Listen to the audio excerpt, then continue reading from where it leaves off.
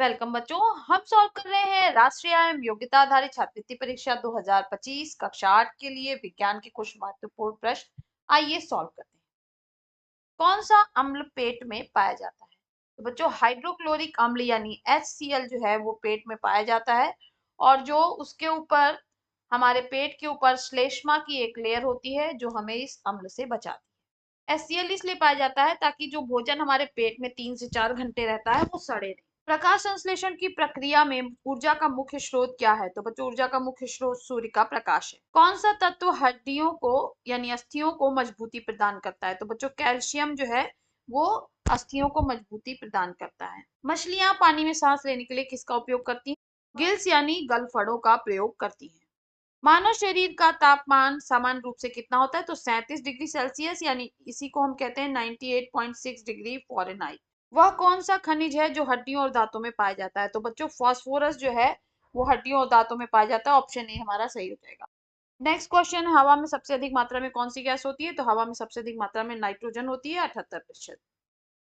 Next question है कि कौन सी धातु चुंबकीय होती है? तो बच्चों लोहा जो है वो चुंबकीय होता है। कौन सा अंग शरीर से विषाक्त पदार्थों को बाहर निकालता है? तो बच्चों गुर्दे जो है वो विषाक्त पदार्थों को शरीर से बाहर निकालते हैं। मानव शरीर की सबसे छोटी हड्डी कौन सी है? तो बच्चों स्टेपीज जो है वो मानव शरीर की सबसे छोटी हड्डी है, जबकि फीमर जो है वो सबसे बड़ी हड्डी। कौन सी गैस जलाने पर नीला रंग देती है? तो बच्चों हाइड्रोजन गैस जलाने पर नीला रंग देती है। रक्त का रंग लाल क्यों होता है? तो हीमोग्लोबिन के कारण बच्चों रक्त का रंग लाल होता है। पौधे में जड़ का क्या कार्य होता है? तो जड़ का कार्य होता है जल और खनिज लवणों का भूमि से अवशोषण।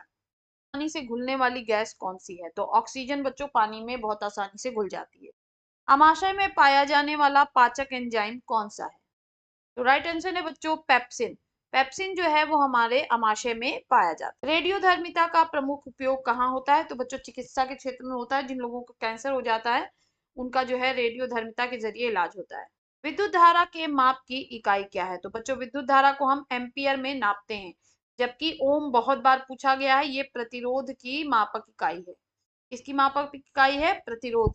पौधे के किस भाग में बीज उत्पन्न होते हैं? तो बच्चों फूल में बीज उत्पन्न होते हैं। आवर्त सारणी में तत्वों का वर्गीकरण किसने किया? तो बच्चों मेंडलीफ ने आवर्त सारणी में तत्वों का वर्गीकरण किया। शरीर में लोहा का मुख्य स्रोत कौन सा है? तो हरी पत्तेदार सब्जियों में बच्चों आयरन पाया जाता है। सौर ऊर्जा को बिजली में बदलने वाला उपकरण कौन सा है? तो सोलर पैनल को हम सौर ऊर्जा को बिजली में बदल सकते हैं। निम्न में कौन सा पदार्थ आवेश का अच्छा चालक है? लकड़ी, रबड़, प्लास्टिक या तांबा? तो तांबा एक धातु है बच्चों, और धातुएं जो है वो विद्युत की या आवेश की अच्छी चालक होती है। ऑक्सीजन और हाइड्रोजन के संयोजन से कौन सा यौगिक बनता है? तो बच्चों जल बनता है H2O।